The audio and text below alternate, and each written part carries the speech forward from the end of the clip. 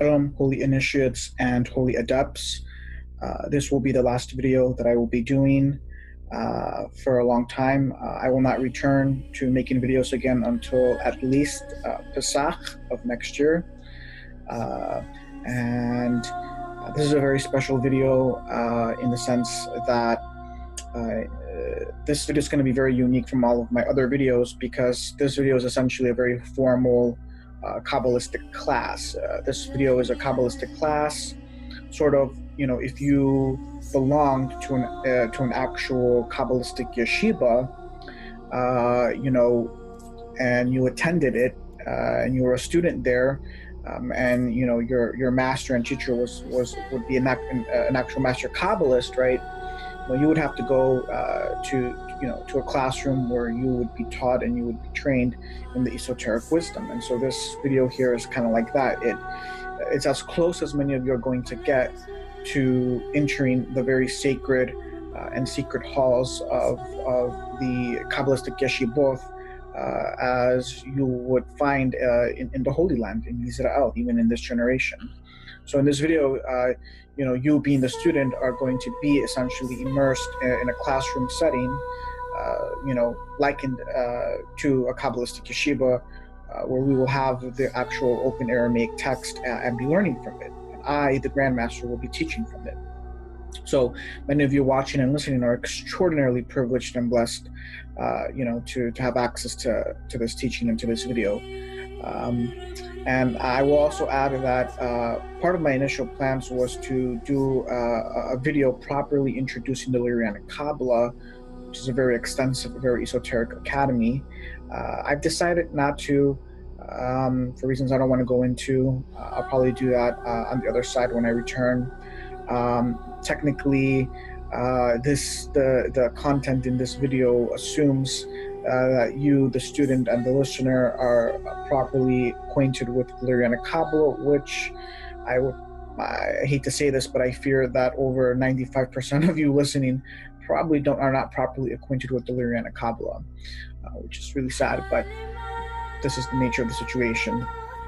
So certain things that I teach and say in this video will probably go over many of you listening. You just might not understand, but so be it. So just want to emphasize, this is the last video, and I will not be returning until at least Pesach of 2019. I'm going to very briefly begin here with some prerequisites, which are that you are familiar with Sefer Zohar, that you are, of course, a true holy initiate and adept, which goes without saying, and also very, very critical and important to hear and understand is that you must be older than 12 years old, because according to the divine, holy royal divine law, you know, to the Torah, one does not, you know, become an adult until they turn 12 years old. So, you know, all of this, all of this madness of, you know, considering having sex with a 15 or 16-year-old girl, you know, being considered pedophilia, it's all just stupidity and retardation. For in antiquity, in antiquity and for thousands of years in this aeon, you know, one became an adult when they turned 12 or 13 years old, and that's when they could then drink alcohol, have sex, and do all the things that adults do. Okay, so very, very critical, very important to understand, because within the past, you know, a few hundred years or so, society has kind of been dumbed down, stupefied, and it's really, really sad to say the least. But very important that you are older than 12 years old if you're going to watch this video, because this video will contain very explicit sexual content. So a word of warning to those listening: this video will contain very sexually explicit content. So also, of course, that you, as I said a while ago, that you are you know, properly acquainted with the Lurianic Qabbalah. At least you know, hopefully you've been properly introduced to the Lurianic Qabbalah. That's my hope, that many of listening have been properly introduced to the Lurianic Qabbalah, meaning that you know that there are even more esoteric schools within the Lurianic Qabbalah that most people are not aware of. So with that said, we can now begin this formal lesson. We're going to begin with a breakdown word by word of one of the most esoteric, most mystical, metaphysical sections in the entire Sefer HaZohar, which is found in Volume 1 in 15a, Parashat Bereshit to Sefer HaZohar. Here we have the Hebrew text before, the Aramaic text before us, and I'm going to basically expound and teach on all of the holy mysteries that are contained within this section. Now, before I begin, right, those that have been properly introduced into Lurianic Qabbalah, when, you know, one of the most famous subjects within it is the subject of Tzimtzum, right? And if you've read Chaim Vital's, 8 gates, specifically Eitz Chaim, and gate 1 of Eitz Chaim is where he explains Tzimtzum. Now, in gate 1, he states, that he's going to reveal what he has learned and what he was taught by his master, which was the Arizal. And so he says, all of my writings, all of this knowledge and wisdom that I'm presenting, it's from the Arizal. And he says the Tzimtzum is a very esoteric subject from the Arizal. And we need to ask the question, where did the Arizal get this whole entire notion and subject matter of Tzimtzum? Right? Well, he was a grandmaster, first of all, and he was a master of these very ancient esoteric principle texts. So it didn't just come out of nowhere. He's highly initiated grandmaster. When you ask, where did he get this? Well, the answer is that the whole esoteric subject of Tzimtzum was not something that was divine revelation. In other words, an angel or Hashem didn't come and speak to Arizal and tell Arizal, oh, hey, I'm going to reveal to you this very esoteric subject of Tzimtzum. It didn't work that way. The whole subject of Tzimtzum is already encoded and encrypted within Sefer HaZohar. Even more relevantly, it's also encoded and encrypted in the Torah, in the first parasha of the Torah. And I think most Kabbalists, most people don't know this, they don't understand this because they're not properly initiated or even initiated at all. And I've already done, I think, 1 or 2 videos on my channel dealing with Tzimtzum and trying to introduce it. This is a more proper, formal, advanced introduction into Tzimtzum here on this channel. This is why this is Gate 0A, because this is an extraordinarily advanced, very esoteric, very proper, very formal, introduction and teaching into Tzimtzum. Now, the first thing that needs to be understood is that the whole subject of Tzimtzum is already encrypted and contained within Sefer HaZohar. It's not anything new. We have all these really stupid and ignorant scholars that treat much of the content of Lurianic Qabbalah as being like these total brand new divine revelations and innovations, which they are not. Nothing in the Lurianic Qabbalah is a totally brand new innovation or divine revelation of any sort. It's already knowledge and wisdom that's hidden in plain sight, that's encoded and encrypted within the Torah and within our ancient principle esoteric texts. Again, this is something that most people just simply do not understand. Okay, and so what I'm going to teach here, I'm going to teach and reveal the esoteric wisdom here with respect to Tzimtzum in a very, very grandiloquent, divine manner, in the sense that what's going to be taught and revealed here is being done for the first time, meaning there's no book and there's no treatise out there, no Kabbalistic book or treatise that explains and expounds and reveals what I'm going to explain, expound, and reveal here on this video, which goes even more to what I said before. It goes even to add even more weight to what I said, that you're extremely privileged and extremely blessed to be at this video and watching this video. Now, the Arizal, recently scholars discovered some manuscripts that happened to be actual writings from the Arizal, and these manuscripts contain his commentary on certain portions in Sefer HaZohar. And there's actually a manuscript that many scholars believe to be the literal actual writing of the Arizal, expounding and explaining and commenting on this section here that you see before you in Sefer HaZohar. Now, I've happened to read large parts of this manuscript, and it's, in a sense, it's kind of hard for me to believe that this is the work of Arizal, because it did not go as deep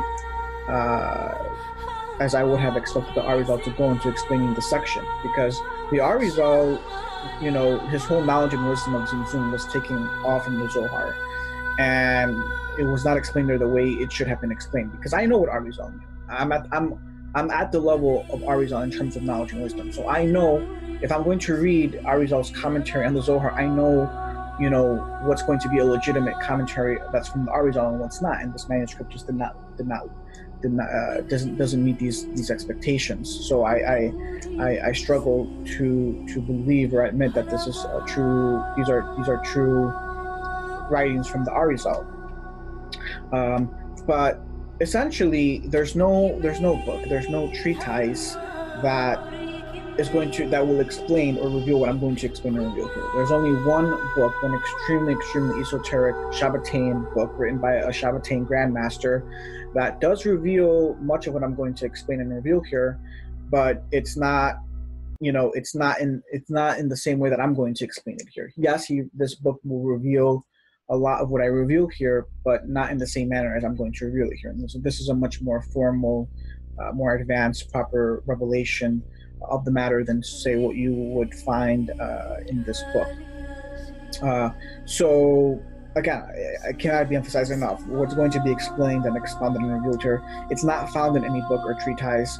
In fact, there's no Kabbalists out there that have done even any teaching remotely to what I'm going to do here.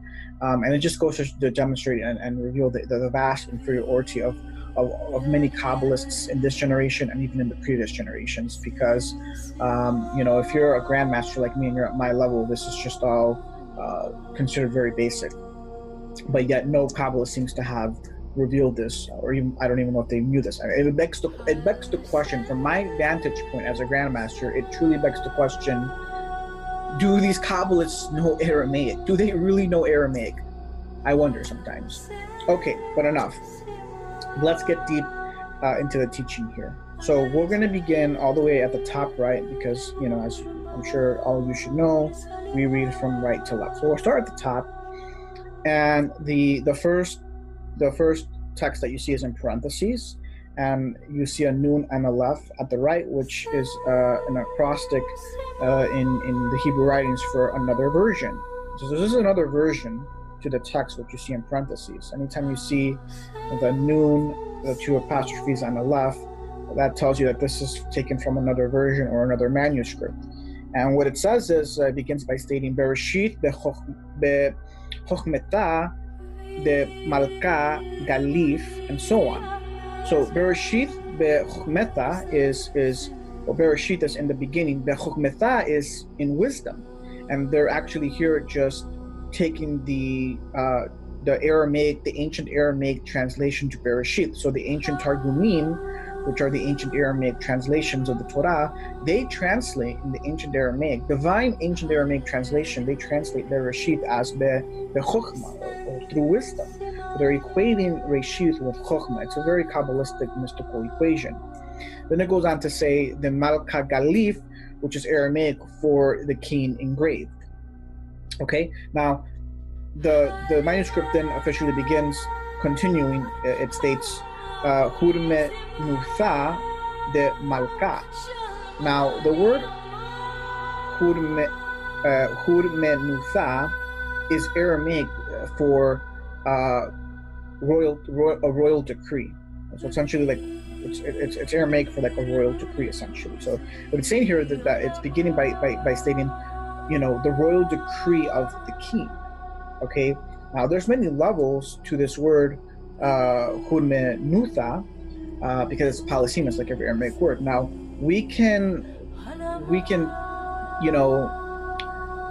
deconstruct the word down to one of its base roots, which is the ancient Aramaic or Hebrew word rum, which means to exalt. So it comes from a base root signifying to exalt or to lift up, and also to remove. So there's two meanings to this base root word, which can either mean to ascend or to exalt, and also to remove. Okay, now if we focus on the base meaning, to remove, then what it's saying here is it's speaking on the removal of the king, meaning there's a removal taking place here, right? So going back to Tzimtzum, which means which is Hebrew for contraction, right? A contraction can essentially be thought as a removal. So we're already beginning through one of the base root meanings. It's already preparing the revelation of some sort of removal taking place, meaning the king here is going to do some sort of removal. It's what it's getting at. Now, some commentaries also explain Hudmenuta as relating to the will, right? This is a royal decree, or the will of the king, right? The will of the king is essentially a royal decree. So this has to do with its, again, with another one of its, base root meanings, meaning to ascend, right? When we think of our will, we have a will, right, to do something, right? It's something is ascending within us that brings about this will. So this royal decree of the king, which is the will of the king, is being brought about through some ascension within him taking place. So there's also it's also tying in some sort of ascension into this process of the creation of the upper universes, or really the creation of everything, so to speak. Now, the text then goes on to state Galif Gelufe Bit Hiru Ila'a Butsina de Kardinutha. Now, the first two words there, Galif and Gelufe, means he is engraving engravings, is what it means. So it's saying, okay, so we have the royal decree of the king. He's decreed, he's willed that, everything's about to come into existence, outside of Ein Sof. And it's saying he engraved engravings. Bithiru, the word here, bithiru, is coming from the main word is tehiru. Ila'a. So he's engraving engravings in the tehiru ila'a. What is the tehiru ila'a? The tehiru is Hebrew for, purity. Comes from the Hebrew word meaning purity, or to be dazzling, it's like a very dazzling pure light. It's its connotation. And ila'a is Aramaic for upper. So this is the upper tehiru. Now, in the Lurianic text, they will explain that the tehiru is the vacuum within the empty space, or the cavity, right? So the tehiru essentially is the cavity, and it's saying this is taking place in the upper cavity, so to speak. So this is in the upper tehiru that he is engraving these engravings. Now, engraving implies a reduction of mass. It implies, a reduction of mass, or you could say, in a sense, contraction, so to speak.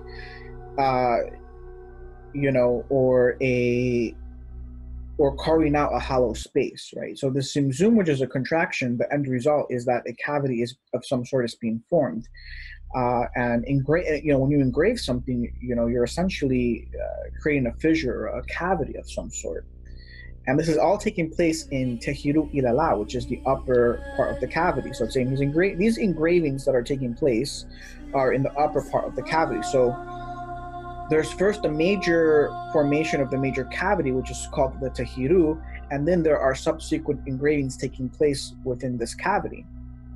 Now, there's also another very esoteric level to Galif Gelufe, which is that the Aramaic word Galif comes from the root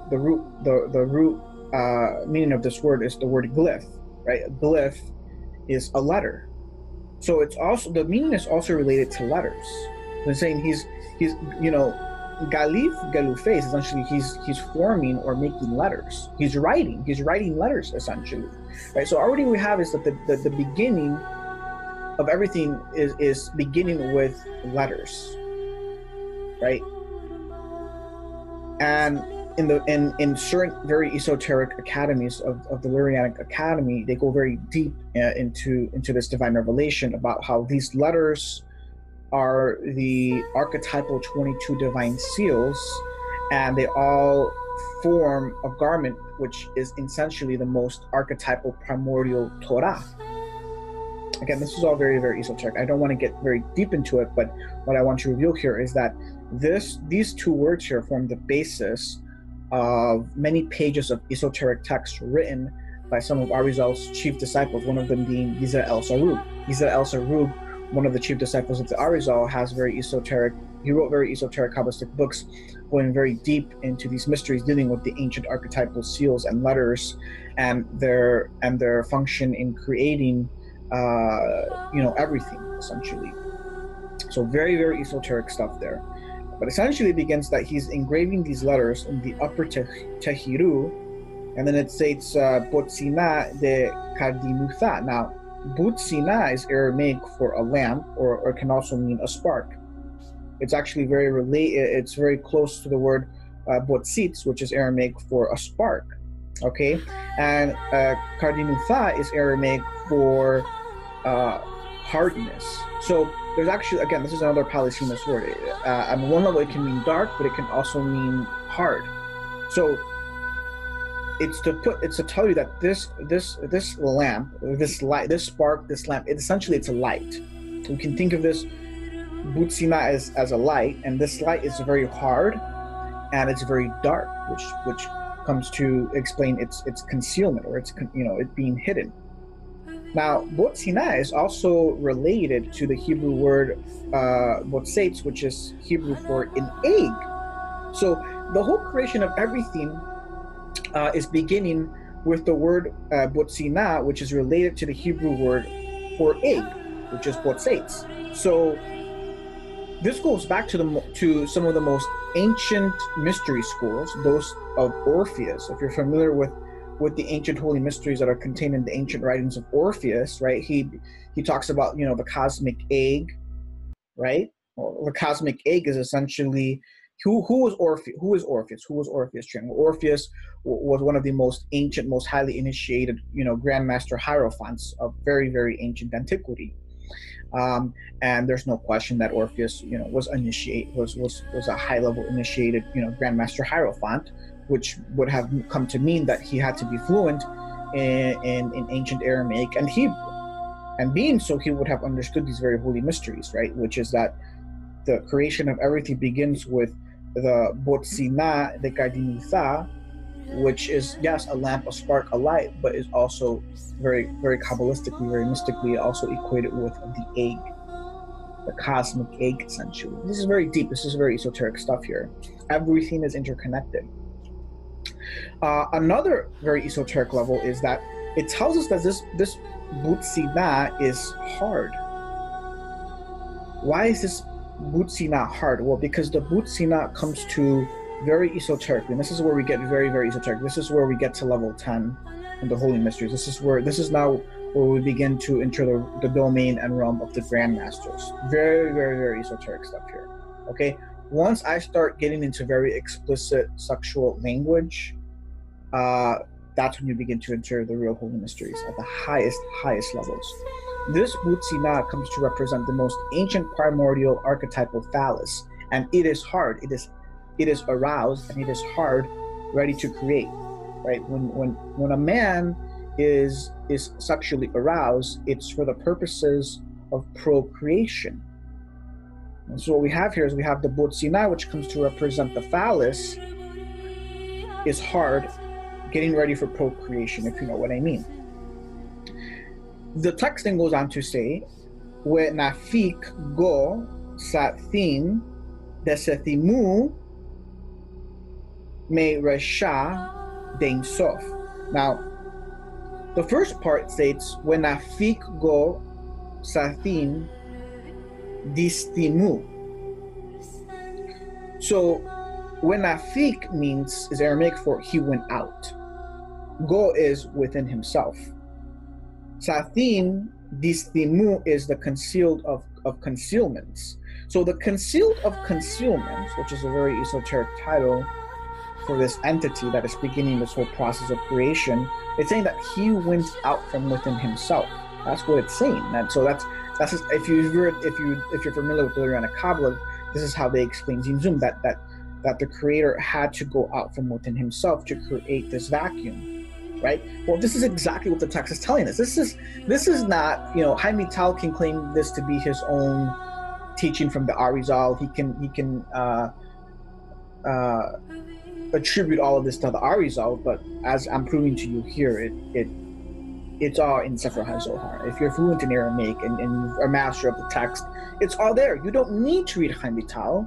You don't need to be a student of the Arizal. You just need to be a student of Sefer HaZohar. Now, the reason I'm doing this video is because this video is essentially one of my many seals that I am indeed the chief magician of Mystery Babylon. Amen, amen. I am the chief magician of Mystery Babylon. This is one of many of my seals, because what I'm teaching and revealing here cannot be found anywhere else.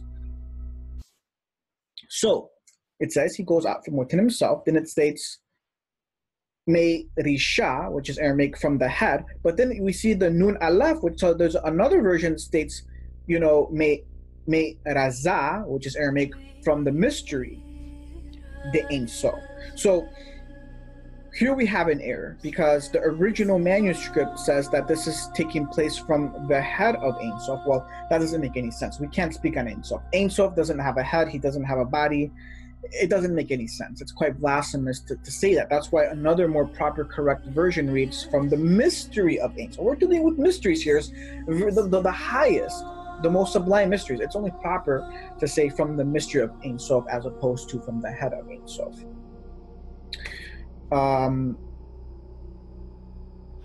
Although we can reconcile it. I mean, since this is a very sexually charged text, a very erotic text, right? The butsina, the kadinutha, which comes to represent the hard phallus, can also be related to Meidisha, which is the head, right, in reference to the actual head of the phallus. So you can say there can be some sort of divine reconciliation, but I prefer the alternate reading, Meiraza, which is from the mystery of Ein Sof. Now, the text then goes on by stating Huthra Begulma. Now, Huthra is a very polysemous Aramaic word. It can mean a form. It can also mean a knot. And Begulma comes to signify amorphous matter. It comes to signify formlessness, something that doesn't have any form, or we can say aformous matter. It's related to the Hebrew word golem. Maybe you've heard the word golem, right? Golem is like this amorphous entity of some sort, So if you're familiar with ancient Jewish magic, horror movies, and all that stuff, right, you've probably heard the word golem, right? Well, this is related to that word. Begulma comes to signify amorphous matter or formlessness, right? So kuthra, if we translate kuthra as a form, right, it then goes on to say that we have form in formlessness, or he formed formlessness, or form in formlessness. It's an antonym, it's a paradox, because again, we are discoursing on the highest, most sublime, supernatural, divine realms, etc., right? This domain is rife with paradoxes and antinomies. It's very natural. And so that's one level. Kutra also comes to signify, can also come to signify smoke or vapor. So there's also an association that there's some sort of a vapor to be found in this like formless matter of some sort. Now, in parentheses here, we see that another version reads Perush Ashan. Now, Ashan can come to signify smoke in Hebrew, but it can also come to signify strength. Now, Perush Ashan can then be translated as that, basically he spread smoke, related to the word kuthra, which can mean smoke or vapor. So it's trying to associate somehow smoke and vapor and formlessness in this process taking place. However, I choose to more appropriately translate Pirush Ashan as, Pirush can also come to signify withdrawal, okay, or taken away. So in this case, understanding that Asan comes to signify strength, we can then translate Pirush Ashan as he withdrew his strength. Now, what is this strength? This strength would be the true essence of Ein Sof, which is which is infinity, or unlimitlessness. So essentially, he has to withdraw his true strength, which is the root and essence of limitlessness and infinity, right? In order for creation to come into place, there has to be this infinity has to become bound in some sort of way. We need to have some sort of limits and bounds, come into existence, because otherwise, if it's just Ein Sof's, unlimitedness, or whatever you want to call it, there's no existence, essentially. So what he's saying here is he's withdrawing his strength in order to form, or he's withdrawing his strength, which is infinity, right? Which is a very destructive force, which is very anti-creation. He has to withdraw his strength, this force, this essence, in order to create this vacuum or this void to procreate, essentially. The text then goes on by saying, Na'itz biska la chiwaur wela ucham wela sumak wela yarok wela gowan kelal. So the first two words here, the Aramaic Na'itz biska, is Aramaic for, and he inserted in a ring. So he's basically he's penetrating a ring is what it means. So Na'itz biska here means that he is penetrating a ring. Now, in very ancient Hebrew texts, the Hebrew or Aramaic word iska can be a lot of times euphemistically signifies the anus, which we know the anus is very close to the pudendum. So from my vantage point, it can also come to signify the pudendum, which is very close to the anus, because the anus, if you look at it closely, can come. It actually, kind of looks like a ring, so to speak, and the pudendum as well. I mean, if you look closely at the whole of the pudendum and kind of stretch it a bit, if you stretch the lips over the pudendum, it can come to also look like a ring, essentially. And he's saying here that this creator he penetrates the ring, which is a euphemism for there's sexual penetration taking place here. Of course, I'm speaking very metaphorically here, right? This is all through mystical license of language. But essentially, the putzina de kadinuta, the hard spark, which is the phallus, is essentially penetrating the pudendum here. So what we have what the text very esoterically is trying to relay is autoerotic bisexual coupling. What we have taking place here is the most archetypal form of autoerotic bisexual coupling. That is where it's taking place. Okay. Then it says that it comes here. It's here in the text, and I forgot to put my mouse cursor over, in the beginning as I was going through the text, but I'll start moving my mouse cursor over the text as I read, so you know where I'm at in the text. But here where I'm at, it then begins to say, la chiwaur wela ucham wela sumak wela yarok wela gowan kelal, which is, he's saying here, there's no white, there's no black, there's no red, there's no green, there's no color at all. So saying, we have this autoerotic, bisexual coupling taking place. And as it's taking place, or before it takes place, there's no color. So what does color come to signify? Well, it then goes on to say here, kad, madid, meshicha, abid, goanin, le'anchara. Now, kad is Aramaic for wind, madid, measured, Meshicha is the line or the cord. This is when the line or the cord measured.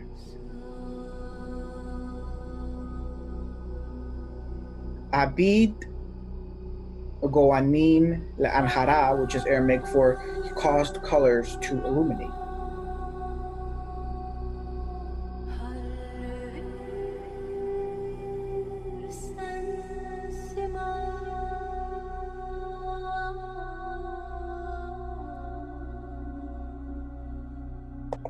Now,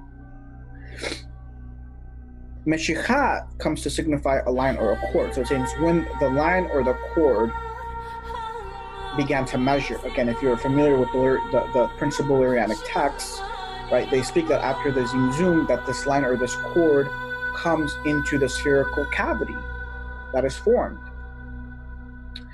And this is in Aramaic, this is the Meshicha. Now, Meshicha comes from also the root meaning Mashiach, or the Messiah.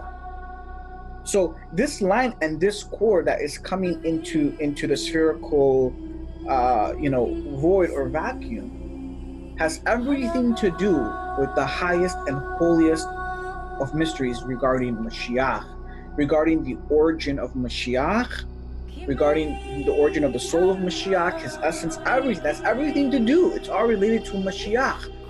And only the most esoteric of Shabbathean texts will explain to you all of these holy mysteries, which again are far beyond the canon scope of this video. But he's saying that this line and this cord, when it began to measure, then that's when colors began to illuminate.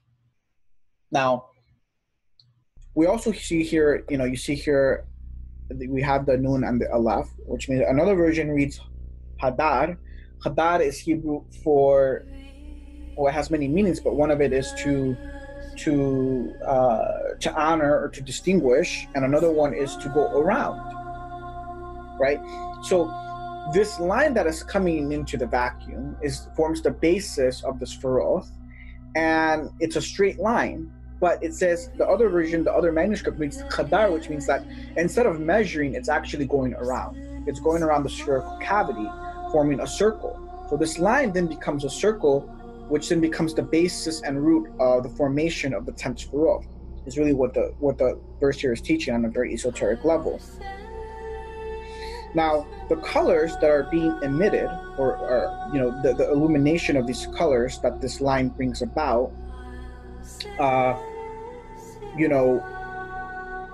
is what happens after the autoerotic bisexual coupling, right? So we have that the hard butsina, the phallus here, becomes inserted into the iska or the pudendum, and there's no colors. But then after it inserts into the pudendum, as this autoerotic bisexual coupling is taking place, soon afterwards, that's when the line then begins to illuminate these colors.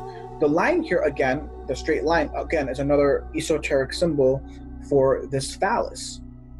And it is this phallus that is producing the colors. The colors here can be likened, to the sperm or the semen. And as it's engaging in this autoerotic sexual coupling, at one point, the hard spark or meshicha, the line, it begins to ejaculate, the highest, most archetypal divine semen, which here is symbolized through the illumination of colors, of various colors.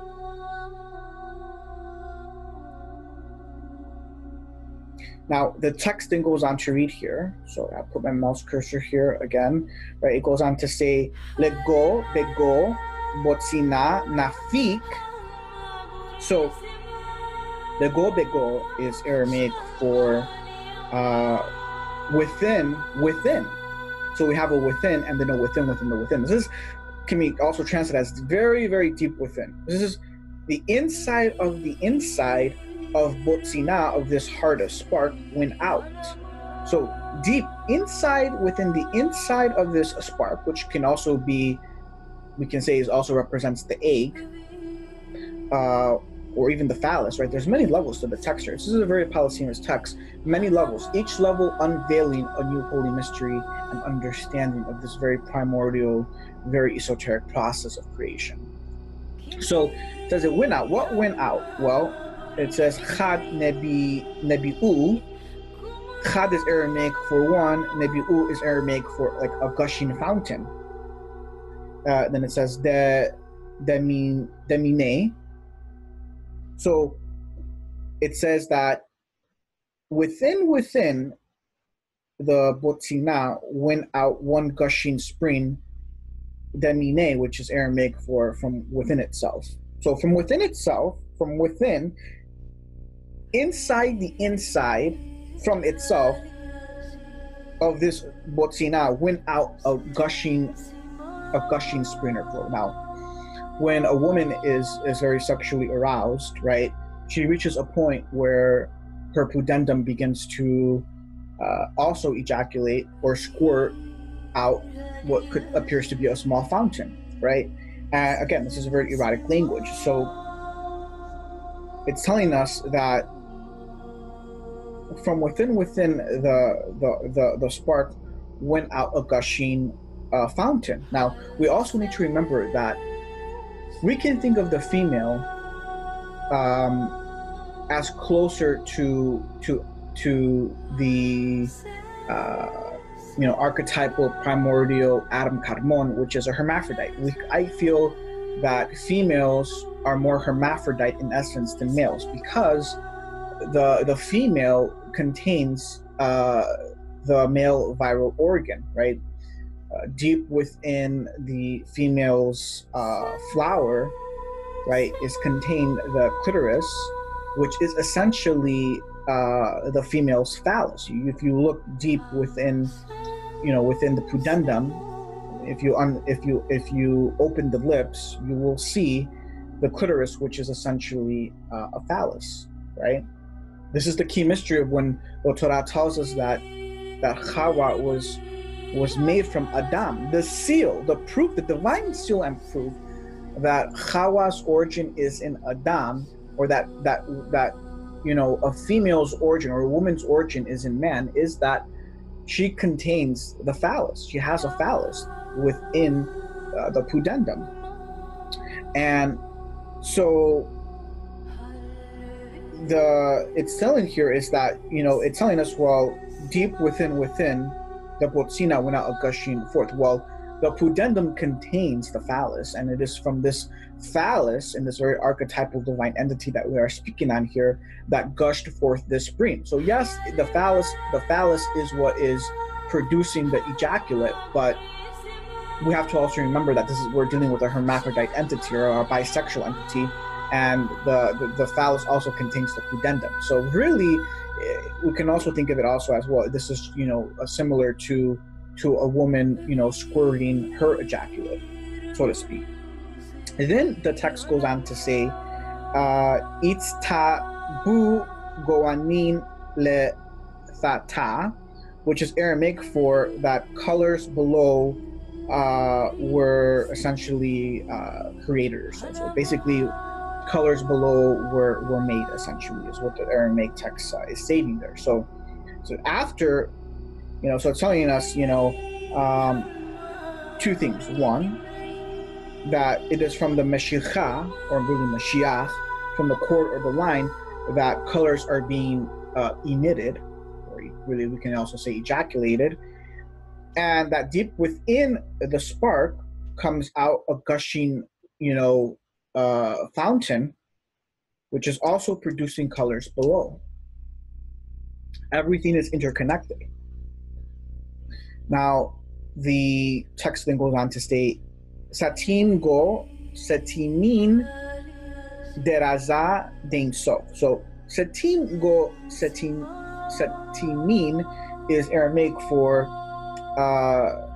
concealed within the concealments of the mystery of Ein Sof, right?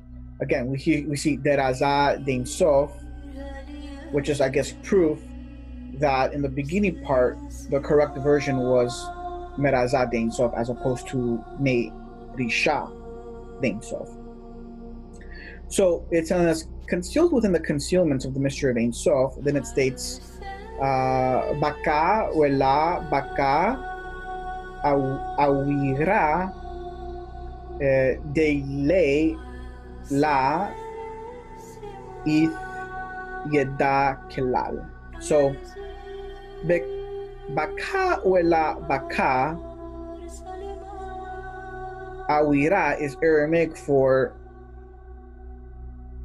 it broke and it did not break the ether. So saying the ether, awira is Aramaic for the ether. So it's saying the ether broke and it did not break. Again, these mystical texts are going to be rife with antinomies and paradoxes because we're in that domain of very high mysticism here, and we're very deep in the domain of the holy mysteries here, and a very supernatural, very mystical domain.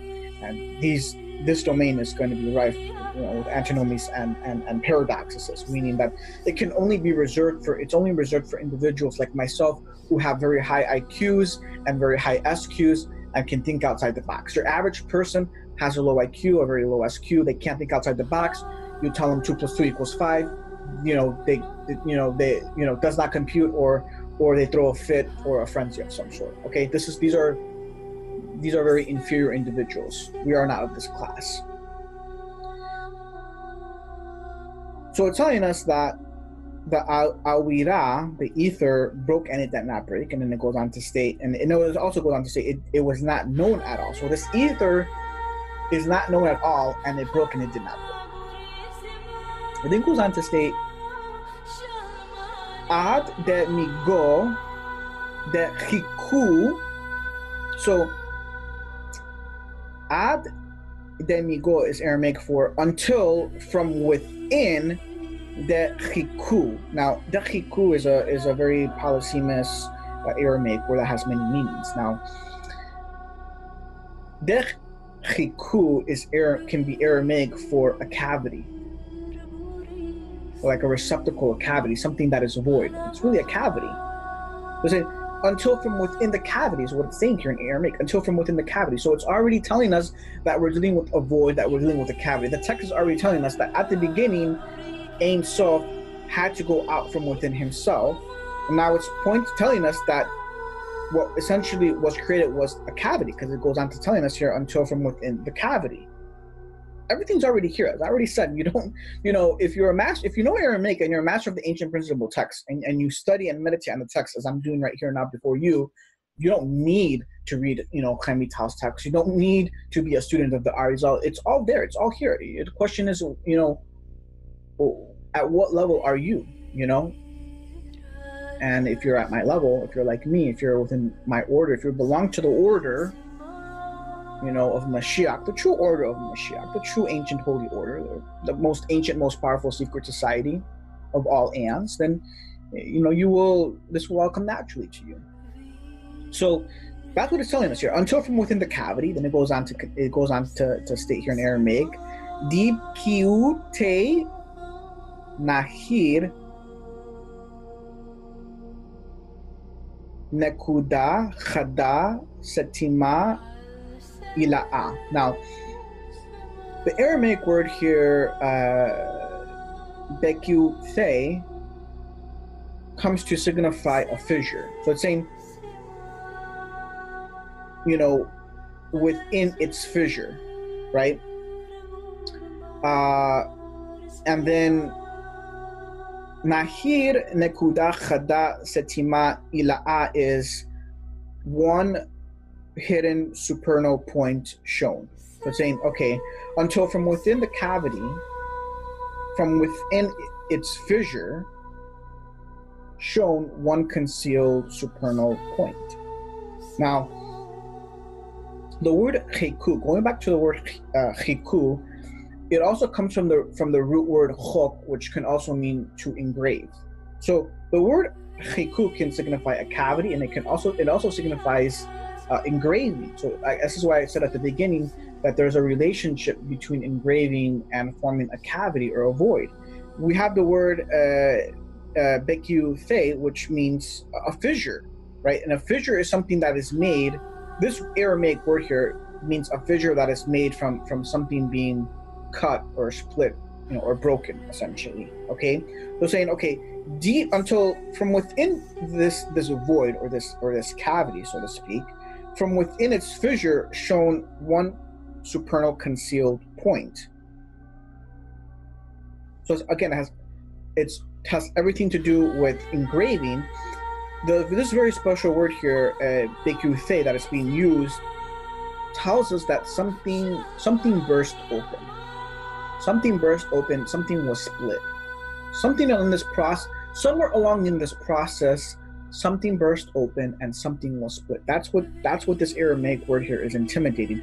As a result of this breaking forth, of this splitting, okay, within the cavity, a supernal concealed point shown.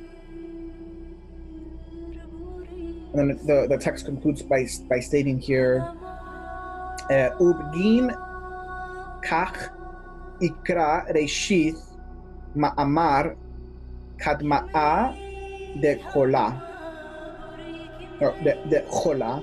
So telling us that, and because of this, therefore, this point is called Reshith, the first saying of everything.